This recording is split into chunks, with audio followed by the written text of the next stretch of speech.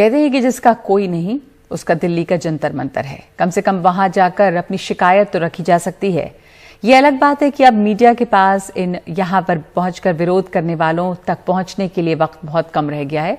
इसी जंतर मंतर पर अब कई ऐसे लोगों ने प्रदर्शन शुरू किया है जिन्होंने 2018 में staff selection commission general duty constable भर्ती परीक्षा पूरी तरह पास कर ली थी। इसके बावजूद इनमें से हजारों को नौकरी दी ही नहीं गई। ये तब है जब खुद सरकार कह चुकी है कि केंद्रीय सुरक्षा बल जो है उसमें करीब 1 लाख वैकेंसी है, खाली जगह है। परीक्षा पास करने वाले इन लोगों का आरोप है कि उन्हें नौकरी देने के बजाय अब सरकार ने नई भर्तियों के लिए आवेदन मांगने शुरू कर दिए हैं। ये लोग फिजिकल और मेडिकल भी पास कर चुके हैं और अब तो कई के लिए सरकारी नौकरी ज्वाइन करने की उम्र भी निकल गई है या निकलने वाली है। राजीव रंजन की रिपोर्ट।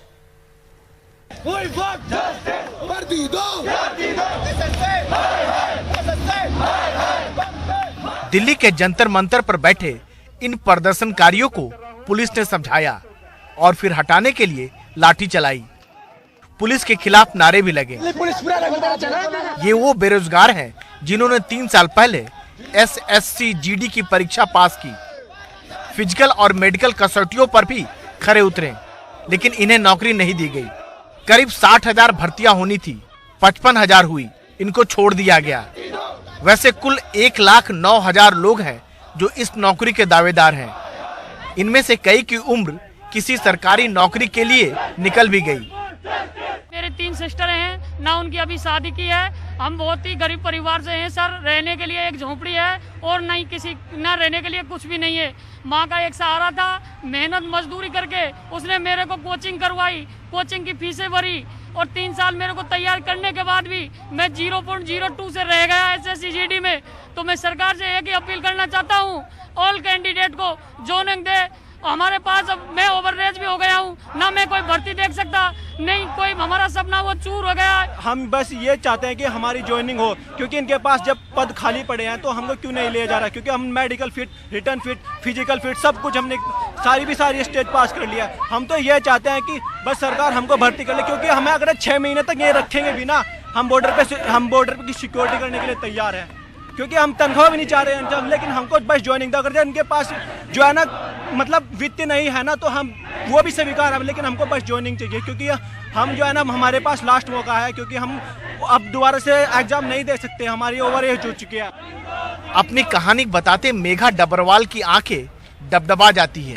मैट्रिक पास योग्यता वाले इस पद में मेघा MCOM है, NCC का भी सर्टिफिकेट है, पर भर्ती नहीं हो पाई।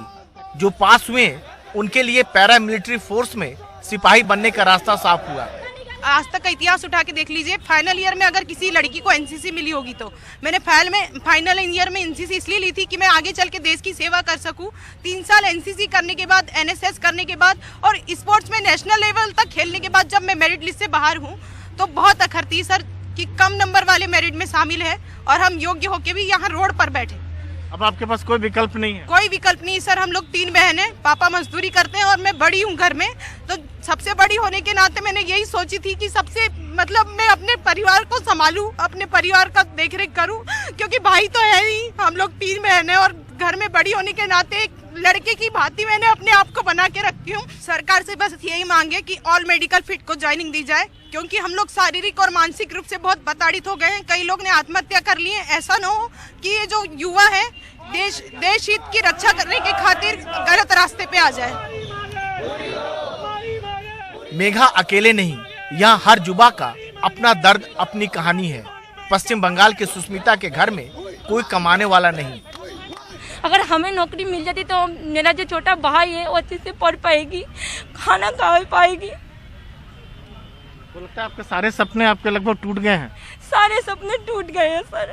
और जब छोटी थी तब से मम्मी छोड़ के गई है। हम 2 बहन, छोटी भाई थी। हमने बहुत मेहनत करके यहाँ तक आई हूँ सर। हर रोज बहुत मेहनत की हूँ सर। उसके बाद भी हमें ज्वाइनिंग नहीं दिया गया सर। हमें सरकार से यही विनती है कि वो हमें ज्वाइनिंग दे दे सबको, ऑल मेडिकल फिट को। बहुत दिक्कत आ रही है सर, हमें घर में बहुत परेशानी आ रही है, रहने नहीं पा रही है सर घर में। इस भीड़ में आस एक बार तब जगी जब इसी पद के लिए सरकार की तरफ से वैकेंसी फिर से निकली। पहले ही करीब 5000 कम लोगों को नियुक्ति पत्र मिला था, फिर नई वैकेंसी ने इन सबको उम्मीद दी है।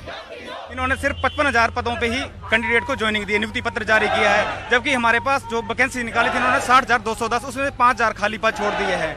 और अभी नित्यानंद राय जी ने अभी संसद भवन में अपना बयान दिया था कि केंद्रीय बलों में 1,09,000 पद जो हैं वो खाली पड़े हुए हैं ऑलरेडी। तो हम 55,000 जो बचे हुए कैंडिडेट हैं उनको क्यों नहीं ले रहे हैं? देश के लिए आप लोग कुछ करना चाह रहे हैं आप लोग? जी, इसीलिए तो हम यहाँ आए हैं, इसीलिए तो हम यहाँ धरने के लिए हैं, नहीं तो बैठे रहते घर पे।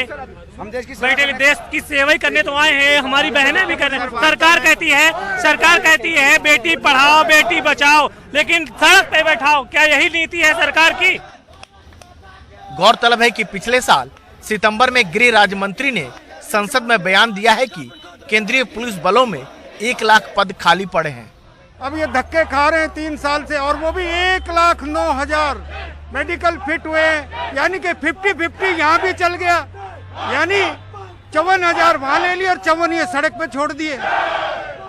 ये गंभीर सवाल है। रोना लंबी भर्ती प्रक्रिया का भी है। 2018 की वैकेंसी रिजल्ट 2021 में आवेदन करने वालों की दलील है कि वो तमाम क्राइटेरिया में फिट हैं, लेकिन 3 साल के इस लंबे अंतराल की वजह से बहुत सारे लोगों की उम्र अब किसी नौकरी के लिए आवेदन करने लायक भी नहीं रही। इन युवाओं की मांग इस लिहाज से वाजिब लगती है कि जब सरकार के पास इतनी बड़ी संख्या में उपयुक्त उम्मीदवार मौजूद हैं, तो फिर चयन के लिए नए सिरे से कवायद करने की क्या जरूरत है। दिल्ली के जंतर मंतर से कैमरामैन पूजा आर्या के साथ राजीव रंजन, NDTV इंडिया।